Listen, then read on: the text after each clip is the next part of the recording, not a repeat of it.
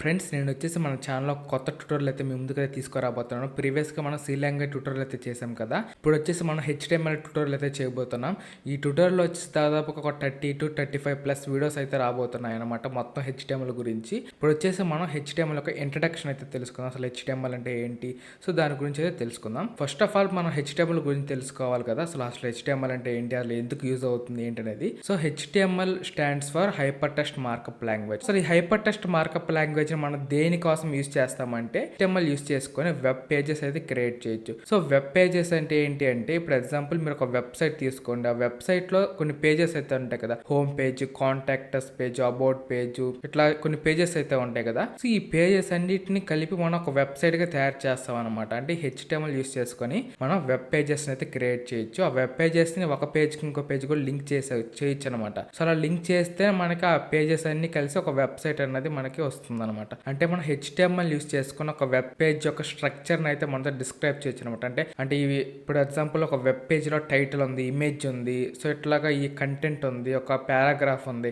So ఇవన్నీ ఎక్కడ ఉండాలి అని ఒక స్ట్రక్చర్ అయితే ఉంటుంది అనమాట. అది HTML లో ఒక స్ట్రక్చర్ అయితే ఉంటుంది. సో ఈ స్ట్రక్చర్ యూస్ చేసుకొని మనం వెబ్ పేజ్ అయితే డెవలప్ చేస్తాం. అండ్ అలాగే HTML లో కొన్ని ఎలిమెంట్స్ అయితే ఉంటాయన్నమాట, సిరీస్ ఆఫ్ ఎలిమెంట్స్. అంటే ఇప్పుడు ఎగ్జాంపుల్ మనం ప్రీవియస్ గా సి లాంగ్వేజ్ చూసుకుంటే అందులో మనకి కొన్ని ఫంక్షన్స్, సో ఇట్లా కొన్ని ఉన్నాయి కదా మనకి, ప్రింట్ ఎఫ్, స్కాన్ ఎఫ్, అట్లాగా. అలా మనకి HTML లో ఎలిమెంట్స్ అయితే ఉంటాయి అనమాట. మొత్తం కూడా మనకి HTML ఎలిమెంట్స్ ఉంటాయి అనమాట. అంటే ఈ ఎలిమెంట్స్ అనేవి బ్రౌజర్ కి చెప్తారనమాట. Like chrome browser, Microsoft edge, ఇట్లా మీరు కొన్ని బ్రౌజర్స్ అయితే యూస్ చేస్తారు కదా. ఆ బ్రౌజర్ అన్నది మీ యొక్క వెబ్ పేజ్ ని ఎలా డిస్ప్లే చేయాలి అనేది మనకి ఎలిమెంట్స్ అనేది చెప్తాయి అనమాట. ఇప్పుడు ఎగ్జాంపుల్ మనం ఇమేజ్ కోసం ఒక ఎలిమెంట్, లేదంటే పారాగ్రాఫ్, హెడ్డింగ్, ఇట్లా కొన్ని ఎలిమెంట్స్ అయితే ఉంటాయి. సో ఈ ఎలిమెంట్స్ యూస్ చేసుకొని మనం ఇట్లాగా క్రియేట్ చేసాం అనుకోండి, అప్పుడు ఆ యొక్క వెబ్ బ్రౌజర్ కి తెలుస్తుంది అనమాట. ఇక్కడ ఇమేజ్ రావాలి, ఇక్కడ ఈ పారాగ్రాఫ్ రావాలి, ఇక్కడ హెడ్డింగ్ రావాలి అని ఎలిమెంట్ ని బట్టి ఆ యొక్క బ్రౌజర్ కి తెలుస్తుంది. కాబట్టి అలా మనకి డిస్ప్లే చేస్తుంది అనమాట. మనం ఎలాగైతే కోడ్ రాస్తామో అలాగే డిస్ప్లే చేస్తుంది అనమాట బ్రౌజర్ అన్నది.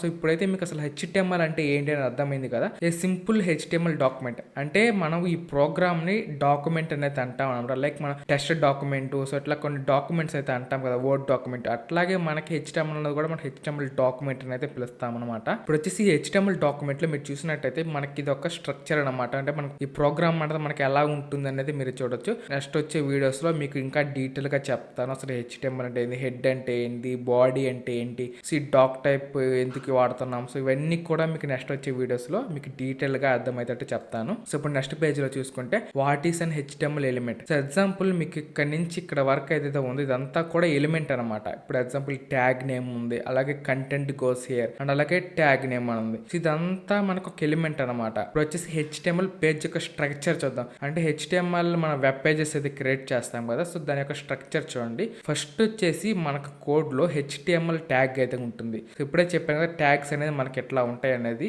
సో ఈ బ్రాకెట్స్ లో మనకి ఏదైతే ఉంటుందో అదంతా ట్యాగ్. ఇప్పుడు HTML ట్యాగ్ అనేది ఇక్కడ స్టార్ట్ అయింది అండ్ అది కింద ఎండ్ అయ్యింది అనమాట. సో ఇప్పుడు ఈ HTML ట్యాగ్ లోనే మనం అన్ని ట్యాగ్స్ ని రాస్తాం అనమాట. ఫర్ ఎగ్జాంపుల్ మెయిన్ ట్యాగ్ ఏదంటే HTML. ఈ HTML లోపలే మనకి ఈ ట్యాగ్స్ వస్తూ ఉంటాయి. ఇప్పుడు మీరు సి లాంగ్వేజ్ చూసుకుంటే మనం నెస్టెడ్ ఇఫ్, సో అట్లా తీసుకున్నాం నెస్టెడ్ లూప్స్ అని. అంటే ఒక ఇఫ్ కండిషన్ లోపల ఇంకొక ఎల్స్ ఇఫ్, ఎల్స్ ఇట్లా వస్తుంటాయి. అట్లాగే HTML లో మనకి నెస్టెడ్ ఎలిమెంట్స్ అనమాట ఇవన్నీ కూడా. అంటే ఒక ఎలిమెంట్ లోపల ఇంకొక ఎలిమెంట్ ఉంటుంది, ఆ ఎలిమెంట్ లోపల ఇంకోటి, అలా ఈ ట్యాగ్స్ లోపల ఒకటి ఉంటుంది అనమాట. ఇప్పుడు ఎగ్జాంపుల్ HTML ట్యాగ్ అయితే ఉంది కదా, సో ఈ HTML ట్యాగ్ లో ఉన్నదంతా కూడా మనకి HTML ప్రోగ్రామ్ అనమాట.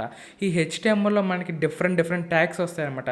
లైక్ హెడ్ ట్యాగ్ వస్తుంది, మళ్ళీ హెడ్ ట్యాగ్ క్లోజ్ అవుతుంది, తర్వాత బాడీ ట్యాగ్ వస్తుంది, తర్వాత బాడీ ట్యాగ్ క్లోజ్ అవుతుంది. అండ్ అలాగే గాయస్ హెడ్ బాడీ అయితే ఉంది కదా, సో ఈ రెండింటికి డిఫరెన్స్ ఏంటంటే ఈ బాడీలో మనం ఏదైతే ట్యాగ్స్ తీసుకుంటామో అండ్ అలాగే కంటెంట్ తీసుకుంటామో ఇదంతా కూడా మనకి వెబ్ పేజ్ లో డిస్ప్లే అవుతుంది అనమాట.